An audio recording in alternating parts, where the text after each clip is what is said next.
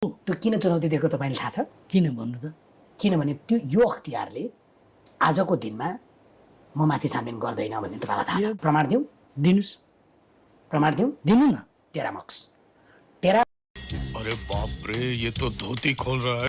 सुनकाण्डको छानबिन अब अघि बढाउनुहुन्छ। गृहमन्त्री तत्कालीन गृहमन्त्रीले त आयोगको रिपोर्टै लुकाइदिनु हो। अब सार्वजनिक गर्नुहुन्छ? बिस्तारै हुन्छ त्यसो भए। कहिले? बिस्तारै हुन्छ। कहिले? यो तिथि मिति गरेर त भन्नुपर्छ मैले तपाईसँग। पर्यो नि। किन जनतालाई नभने कसलाई भन्नुहुन्छ? जनताले मत दिएर तपाईँ मन्त्री हुनु भएन? यो मुलुक यस्तो मुलुक बन्यो कि अहिले के गरेर पनि तपाईँलाई चाहिँ सुकै पाउनु। कसले बनाएको यस्तो? तपाईँहरूले बनायो होइन?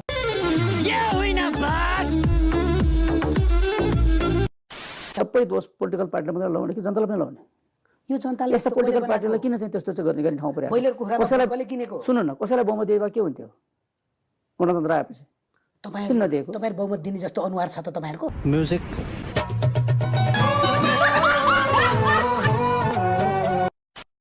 अर्को अन्तर्वार्ता गर्दा तपाईँलाई मैले यही देखाएर फेरि सोध्नु नपरोस्। पर्दैन। मलाई नेताले बोलेको साँच्चै हैन, फुल कम्प्लिमेन्ट हो। विश्वासै लाग्दैन भने।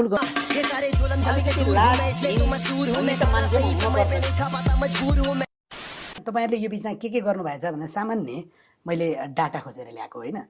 यो बिचमा सङ्घीय संसदमा मात्रै 6 पटक विश्वासको मत लिने काम गर्नुभएछ प्रधानमन्त्रीहरूले। यो के नाटक मञ्चन गर्यो?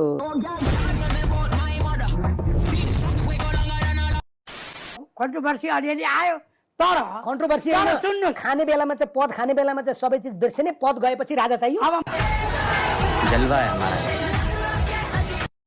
मसान पनि आउँछन् भन्नुहुन्छ हो। बडो गजब सुनिन्छ है तपाईँहरूको कुरा।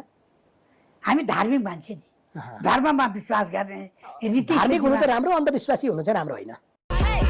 ये बड़ी अच्छी बात है। राजतन्त्र किन समाप्त गरे? राजतन्त्र किन समाप्त भयो? राजतन्त्र समाप्त हुनै पर्थ्यो जस बेला तपाईँहरूलाई राजा बनाउन।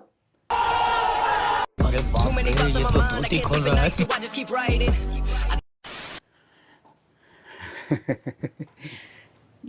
नेपालमा चित्त दुख्यो भने नि उत्तर दिनु हैन नेपालमा कति राजा भए? अहिले त झन्डै 1000 जति।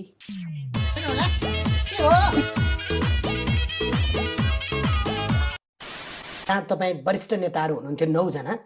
तपाईँ जतापट्टि फर्किदियो, जतापट्टि लाग्दियो त्यो बलियो खेमा बन्थ्यो। तर तपाईँ चाहिँ म मात्रै होइन तर तपाईँ चाहिँ बाँदरको पुच्छर जस्तो लौरो न हतियारको भूमिकामा रहनुभयो। त्यहाँ चाहिँ हामीले 5 मिनट बोल्ने हो। 5 मिनट जानेर चाहिँ आउन अनि भूमिका भन्दाखेरि 5 मिनट। त्यस्तो चाउरिएको मरिच भएर तपाईँ किन बस्ने त भने? मलाई त्यहाँ पठायो। छोडिदिनुस् न त्यो सभा। फाट छोड। अहिले मैले किन छोड्दैन भने जहिलेसम्म म बस्छु त्यसबेलासम्म कमसेकम मेरो खर्च पर्छ त त्यसले दिएछ। ए तपाईलाई जनताको करबाट तपाईको घर चल्छ? घर छैन।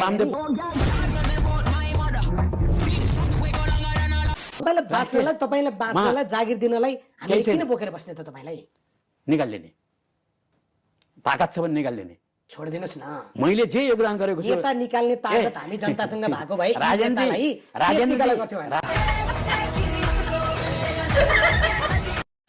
ल्याउनुको निम्ति मैले काम गरेको छु। कुन अवस्था? नेता भ्रष्ट हुने, नेता मोटाउने, जनता दुब्लाउने, यो अवस्था?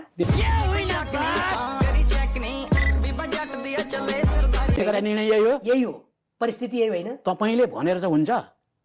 कस्तो कुरा गर्नुहुन्छ? ये बड़ी अच्छी बात है। कार्यपालिका चाहिँ यो व्यवस्थापिका प्रति सधैँ उत्तरदायी हुनुपर्छ। तपाईँ त यति नालायक रे प्रधानमन्त्रीलाई लेखा समितिमा बोलाउन पनि सक्नुहुन्न, जबकि राज्य व्यवस्था